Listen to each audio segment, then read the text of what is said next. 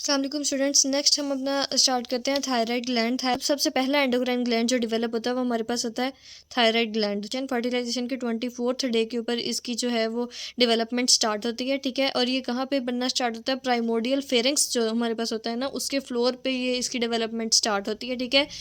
ये देखिए हमारे पास डायग्राम में मैंने आप लोगों को दिखाया हुआ है, प्राइमोडियल फेरिंक्स हमारे पास बनता है, उसके नीचे हमारे पास एक एंडोडर्मल थिकनिंग अपीयर होती है हमारे पास, ठीक है। उसके बाद ये एंडोडर्मल थिकनिंग जो है ये आगे से आउट पॉकेटिंग बनाती है हमारे पास एक, ठीक है।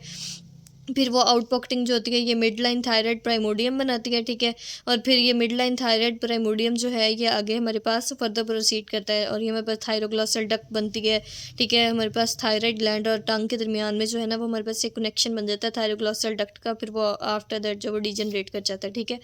अच्छा, यहाँ देखें अब इन फ्लोर ऑफ प्राइमोडियल फेरेंक्स के अंदर ये हमारे पास बनती है, डेवलप करता है थायराइड ग्लैंड, ठीक है।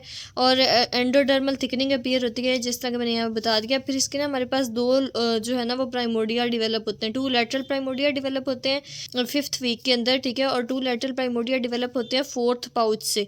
एम्ब्रियोलॉजिकल पाउचेस मैंने आप लोगों को पहले पढ़ाए हैं ना चैप्टर 17 के अंदर, वो 4th पाउच जो होता है उसमें अल्टीमो ब्रेकियल बॉडी से हमारे पास 2 लैटरल प्राइमोडिया डेवलप होते हैं।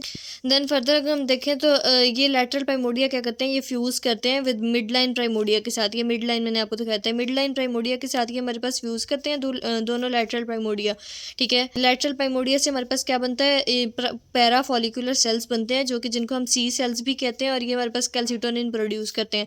और मिड लाइन प्राइमोडिया हमारे पास फॉलिकुलर सेल्स बनाता है, ठीक है। फिर जैसे जैसे एम्ब्रियो ग्रो करता है, हमारी टंग भी जैसे मतलब एम्ब्रियो की टंग भी जब ग्रो करती है उसके साइज के साथ, तो ये थायराइड ग्लैंड जो होता है वो डिसेंड करता है नेक के अंदर, ठीक है। और वो टंग के साथ अटैच होता है with the help of thyroglossal duct. ये जो ऊपर आप लोगों को डायग्राम में दिखाई मैंने थायरोग्लॉसल डक्ट, ठीक है।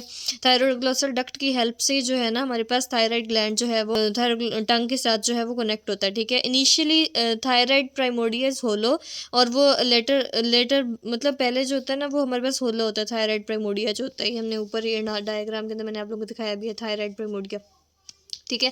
तो ये इनिशियली जो होता है ये हमारे पास होलो होता है, लेकिन लेटर ये जो है ना ये सॉलिड मैस बन जाता है। अच्छा, फिर देखें थायराइड प्राइमोडिया डिवाइड होता है हमारे पास राइट और लेफ्ट लोब के अंदर, ठीक है, जिसको आइस्थमस ने कनेक्ट किया होता है। और ये lies anterior to second and third tracheal ring.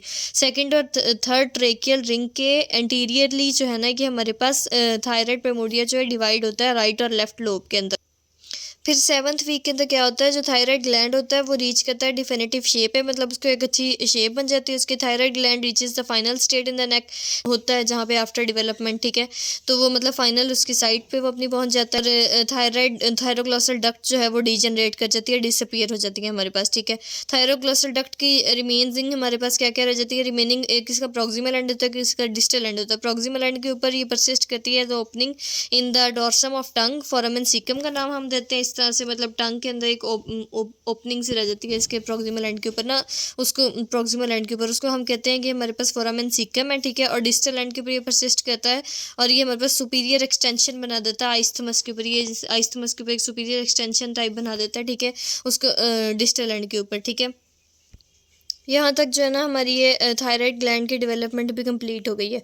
अगर नहीं समझ आई तो आप लोग दोबारा से वीडियो को सुन सकते हैं, और अगर कोई क्वेश्चन ना समझ आए तो कमेंट सेक्शन में पूछ सकते हैं।